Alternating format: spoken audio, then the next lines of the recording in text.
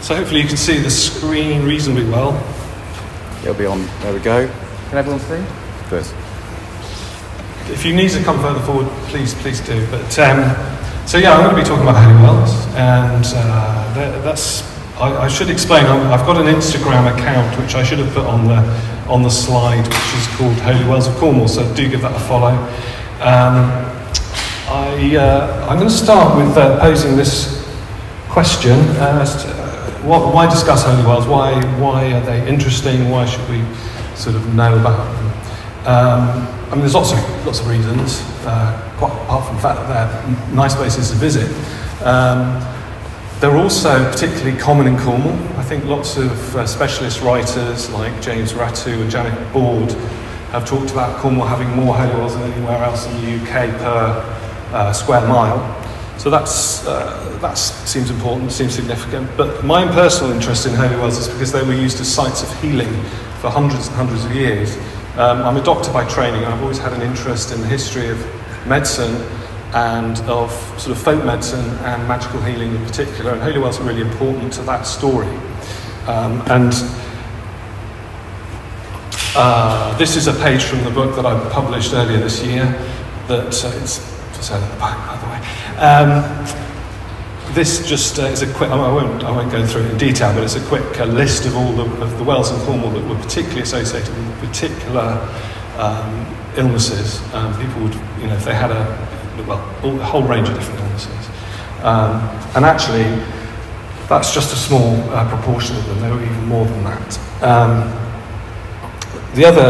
The other question, just to clear up at the beginning of the talk, is this idea, the definition of what we mean by holy. Actually, if you look at all the writers who've written about holy wells, they use a very loose kind of broad definition of holy, and basically there isn't an agreed definition. And for me, the important thing is that our idea of what's holy or what's sacred changes through the generations, and so you see this kind of shift in that word and the meaning of that word over the years. I think we don't really know what the pre-Christian people believed about wells. I think that's pure speculation, but we do know that obviously they became very important during the early Christian period. And the best way to describe this is by reference to the saints. Cornwall had at least 100 local saints, and they all had their own legends. But what you notice about all their legends is that they nearly always feature a holy well. And my favourite example is the story of St. Key. Key is a small parish outside Truro, you probably know it. The interesting thing about Key is that the main sort of village in the parish is Plain Place. It's called Plain Place because they used to put on plays there, and one of the plays they used to put on was the life of St. Key. And the life of St. Key includes a scene where Key makes a holy well. And after making the holy well, he cures a leper with using the water from the well. And to this day, the main street through Plain Place is called Holywell Road. And although the holy well isn't there anymore, it can still be seen on old maps and things like that. So what I'm going to do is show you some pictures of some of the nicest wells in Cornwall, and I'm going to try and sort of take a historical perspective on it. To do that, I've divided all these pictures into 4 sections. So I'm going to start by showing you medieval wells that are in good condition, so they're intact and they look pretty much as they would have done when they were first built. Then I'm going to show you a load of pictures of medieval wells they're old, but they're in quite bad nick. They're quite badly degraded, or they've been sort of heavily restored. So we don't really know whether they still look as they would have done 600-700 years ago. Then the third category is going to be wells that were almost certainly made in the sort of 1600s, 1700s, in the early modern period. And then I'll come through to showing you some wells that were actually made 100 or so years ago. And hopefully in the process you'll get a sense of how our definition of what's holy kind of changes over the years. So I don't know if you've got any questions or comments. Feel free to interrupt me if you want to, but I'll press on. So hopefully you can see that okay. This is Town Well, which is between, it's in the hill just above the road between Mevagissey and St Austell. It's on a farm. It's actually really hard to find and to get to. And I should, if any of you are interested in finding any of these more obscure wells, I'd recommend using Andy Norfolk's Google map, which you can just find when you do a Google search. It's called Ancient and Holy Wells of Cornwall, I think. And you can just load it up onto Google Maps, and it shows you where all the wells are, and you can use the GPS to find the wells. So this is very much off the beaten track. The thing about it, though, it's about 10 feet high, and it looks pretty much as it would have done when it was first built in the 1400s. It's so solid and so well built. I'm pretty sure it's never needed to be restored. The other thing says we don't know anything about the saint that was associated with this particular well, but there was a chapel nearby. Moving on, this is another. So these are all the medieval wells in good condition. This is in Lincolnhorn, which is in East Cornwall. I think it's sort of up near Cannington, quite near the border. It's a very rural parish, and this is a particularly beautiful well. It's just in a lovely setting, surrounded by trees, and when you visit it, you can just hear the tinkling water as it emerges from the bottom of the well. And when I went to see it, there were a little family of newts swimming around in the bottom. It's a particularly nice one. But like Town, you can see all the stones have been carefully shaped, and it's been built to last. And the medieval masons really knew how to shape the stone and make beautiful buildings. So again, this is from about 1400. Here's another medieval well in good condition. This is in Luxallian, which is quite near, I think between St Austell and Bodmin. You can see the main structure of the well, which is still intact and still sort of as it was. Obviously, I think the wall behind and the courtyard and so on, that's all sort of modern. But the actual well itself is as it would have been. This is St Cleathers, which is up on Bodmin Moor. It's quite a remote spot. It takes quite a long time to get there, but it's well worth a visit. It's about half a mile from the church. So that's the well itself, which is much like the other ones. The thing that's different about St Cleathers is that it was built right behind a chapel, and what's interesting about this is that the water runs from the well, so the well's over here, and the water runs from the well behind the altar that's in the chapel and comes out in another well on the other side of the chapel. And the reason for that was that the saint's relics were kept in the altar behind in the chapel, and the water would run over the saint's relics. And so the water that emerged here was particularly magical and particularly used for all manner of magical, well, particularly for healing purposes.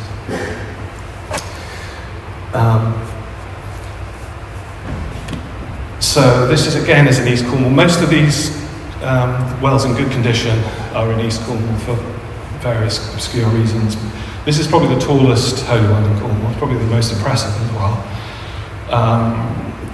Things have been in due paths. It's just outside Cannington.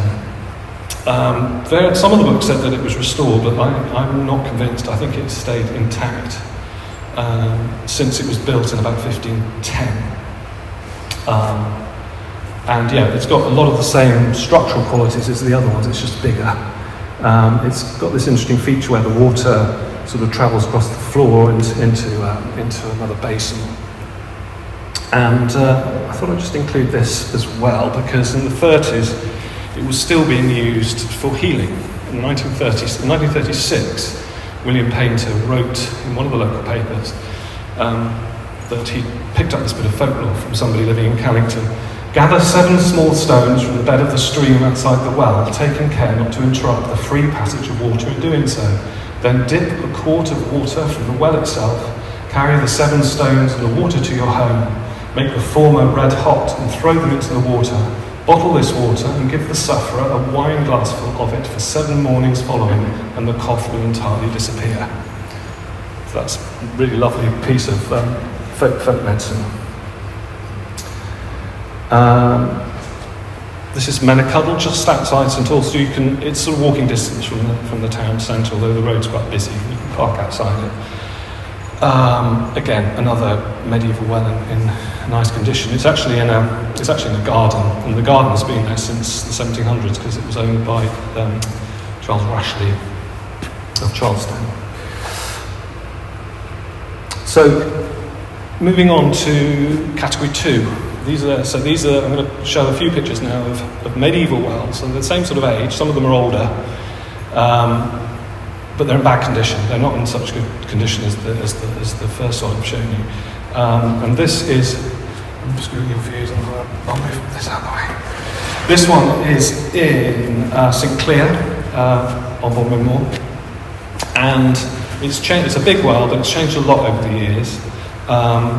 There's a famous, quite well-known drawing that was made of it in 1858, when it almost completely collapsed.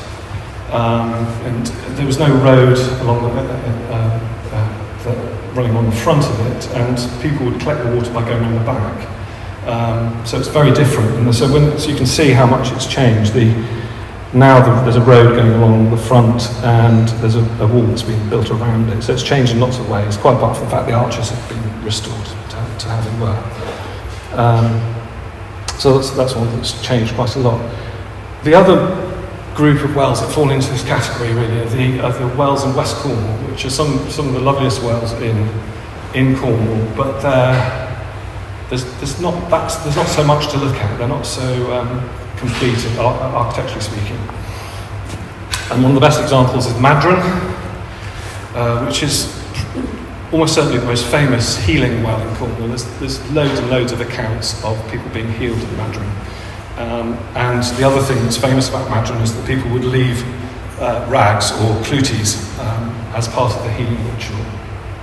And the practice of leaving cluties sort of died out for 50 or 60 years, but it started up again in the 1980s. So now if you go out to Madron, there's just hundreds and hundreds of cluties.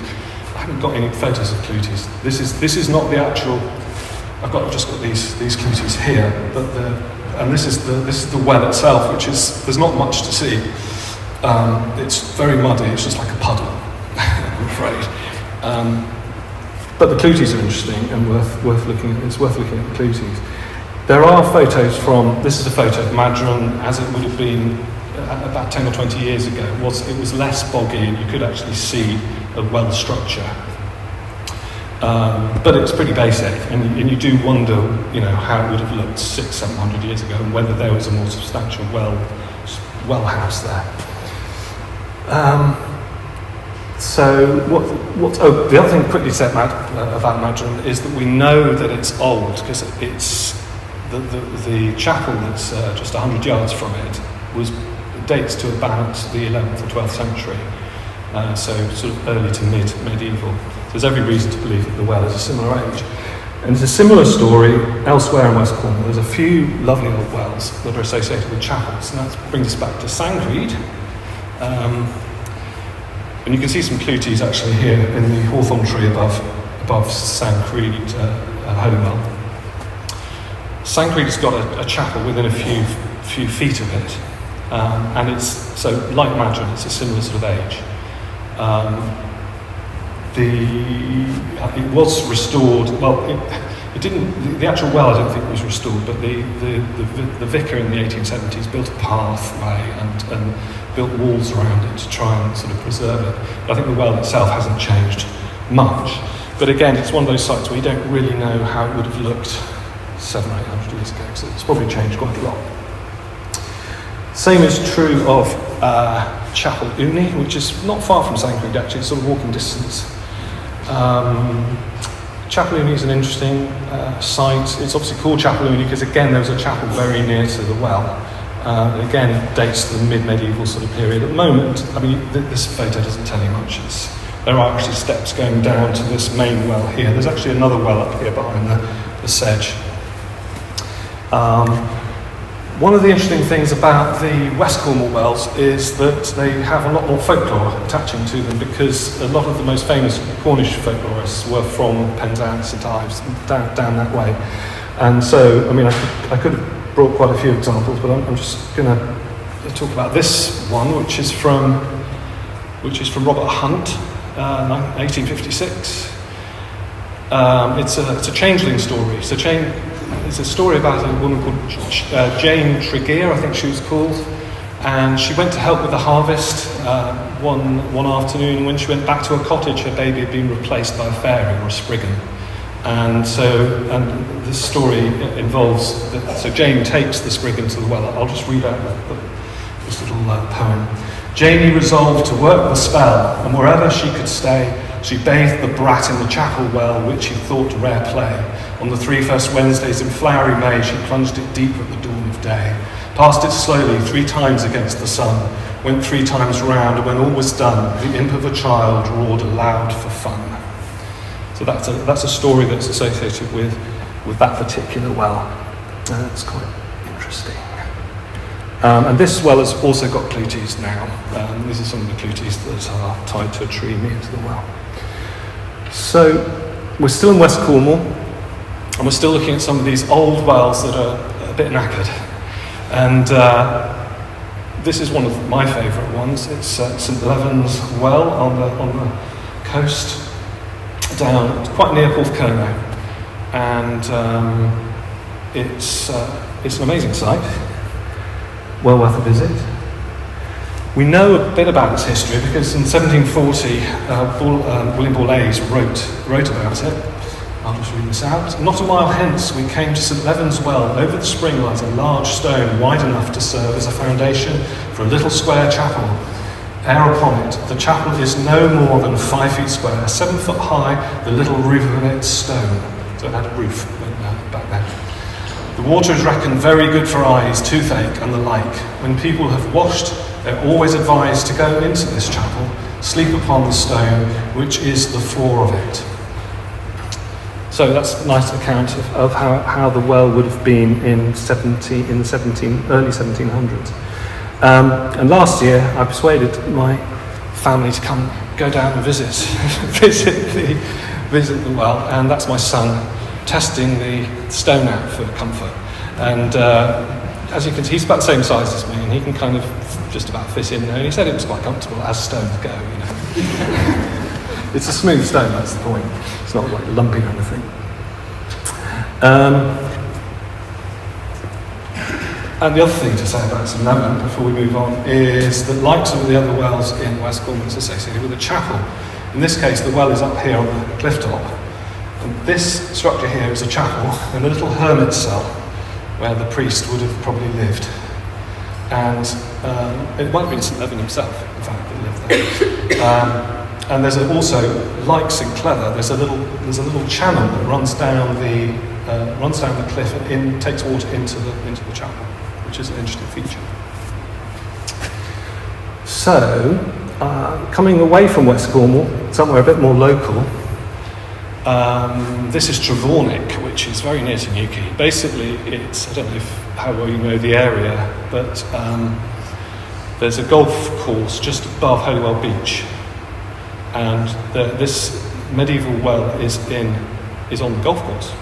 It's a nice little spot. It's got its own little enclosure, and but I've included it with these other wells because it was so heavily restored. We've got no idea what it would have looked like 700 or 800 years ago. It was completely rebuilt in the 1930s. This was a photograph taken in the 1930s, just after it had been rebuilt. And I think the people that restored it also added the wall in front of it. So it's changed a lot, really. I might talk about that well again in a minute because it's relevant to something else. But just quickly, these again, we're in this. This is another well near Newquay, funnily enough. Treloy is a farm quite near Quintrell Downs, and it's got a holy well on its property. But it's another well that's been heavily restored. This is a photograph of it being restored in the 1950s when a tree fell on it. So it's probably changed quite a lot.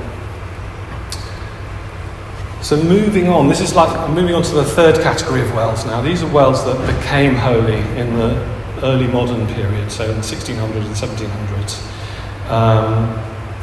So what's interesting about these wells, it's no longer the magic of the saint and his relics, or her relics that are making the water have these magical healing qualities. It's actually because they contain minerals. So obviously in the 1600s people started, sort of rise of science, people started understanding about minerals and the mineral content of water. And so you get some wells that suddenly become popular that weren't popular before. So this is called Scarlet's Well in Bodmin.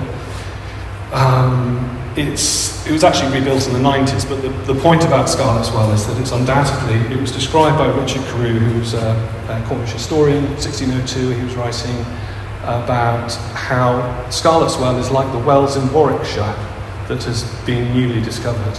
And he was referring to Leamington Spa and Newnham Regis, which was some of the first of the spa towns to form in the 1600s. So this is the equivalent in Cornwall's Scarlet's Well, and it actually had to be closed down by the mayor of Bodmin because it was attracting so many people to the town, especially people with illnesses and various other problems that she probably didn't want them coming. So that's Bodmin. Now this is a nice local site, which I'm hoping a few of you will recognise. If you haven't been there, you have to go. It's simple, really. For me, it's one of the top 10 kind of places to visit in Cornwall. It's the Holy Well on Holywell Beach, which is a mile or two in that direction down the coast, not far anyway. So I've included this in. It's not like the other Holy Wells because it's a cave, but it comes in this category of wells that were sort of newly discovered in the 1700s, 1600s. And it makes sense because clearly I think people understood back then that the reason why you get all these rock formations is because there are minerals in the water. So it became the most popular holy well in Cornwall in the 1700s. And there's various bits of evidence supporting that, but one of the most interesting ones is a map that was made in 1693. Now, 5 minutes ago I mentioned Trevornick. Trevornick is up here, just behind, a little bit above Holywell Beach. It's not on the map at all, but the Holywell Cave is on the map. But what's interesting about the map, so this is 1693, it's not known as Holywell Bay, it's known as Port Island Bay. So that's, one of several bits of evidence supporting this idea that it only became famous sort of later than 1693, because eventually the name of that beach changed to Holywell. Related to that was that people going there miss this little detail. This is quite an interesting detail because these are actually steps. I mean, they're very worn now, but probably in the 1700s somebody made some steps to go up to where the basins are. And that's because there were hundreds of people visiting, and it was just it's not that safe clambering over the rocks, especially if you're not terribly well and you're going there to seek healing. And there's accounts of people leaving crutches there and things like that. So we're still looking at these early modern wells. There's a couple of wells further up. This one's on Bodmin Moor, St Breward, and this one is at Trelew on the way to just outside Helston.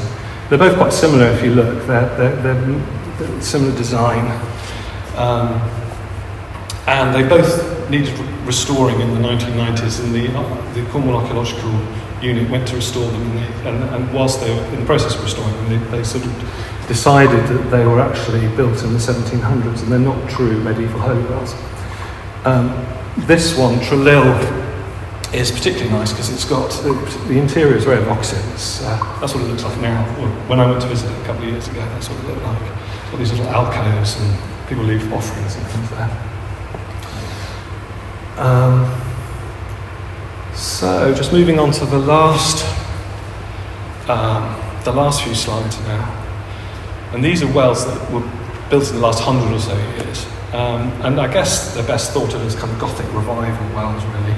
I think a lot of them were built by people who, they had different motives. I mean, this is quite a nice example. This is in Whitstone, which is in East Cornwall. This one was just built. It's a big old well. It's quite nice inside as well, but It was built just using stone from the church when the church was being restored. So it's kind of a folly, kind of a tribute, but it's possible that there was already a well there, but I'm not sure there was necessarily. This is another interesting one. So this is nearby, and this is one reason I've included it, because this is in Crantock, which is, again, 3 or 4 miles down the coast. There's actually 2 interesting wells in Crantock. I don't know if you guys know this one, but it's on the road going down to the beach on the right. And as you can see, it's got a woman's face in the door. And on one level it looks quite old, but actually it's not. It was built in 1905 by the bloke who built the house that's there. So it was built at the same time as the house in 1905. I think it was called Sandry, if I remember rightly. But he did it because he was aware that there was already, previously Crantock had a well called St Ambrusca's, which was a little bit further up the hill. So but it had been destroyed, so he sort of built it as a sort of tribute to the old well. But he did it sort of 200 yards down the road.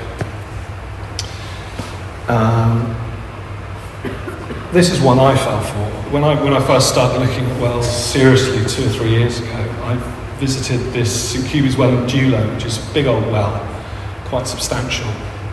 I assumed it was a medieval holy well, but actually if you look at it, it's just not made with the same care as the medieval masons would have used. It's sort of the stone is a bit rough. In the seat inside, for example, you can still see the drill marks in the seat. So yeah, that was one that was built in 1913. It's still an interesting place to visit and still very atmospheric, but it's not truly old. And nor is this one. This is in Poundstock on the way to Bude. Again, it's a nice well, and it's in all the Holy Wells books, but it was actually built in 1914. I think this is the last slide. There's a bit of a story to this one. Again, it's a fairly local site. St Colum's not far from Newquay, is it? It's got a nice story, this one. This well was actually made in the 1990s.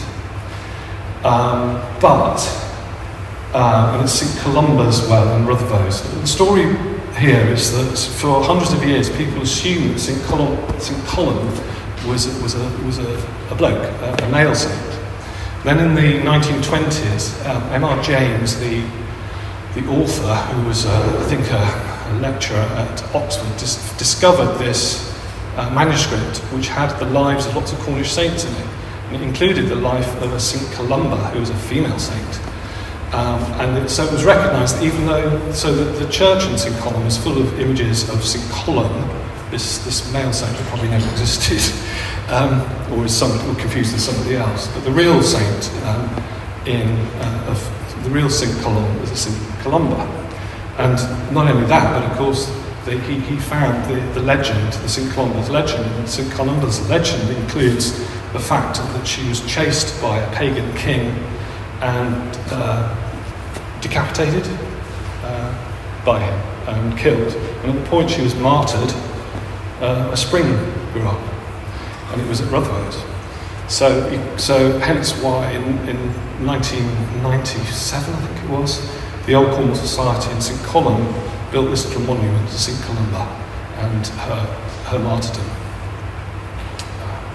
And the other thing that's interesting about it is that they use stone from Newquay. I think I'm right in saying it's called the Albany Building. I don't know if everybody here knows Newquay well enough to know what the Albany Building was, but I think it might have been a girls' school or something. Certainly this arch here, this granite arch, was taken from one of the windows at the Albany Building. So it's used local stone, and it incorporates other little bits that were found. Like in here is a little cross that was found on the site. So I think that's it. Thank you very much.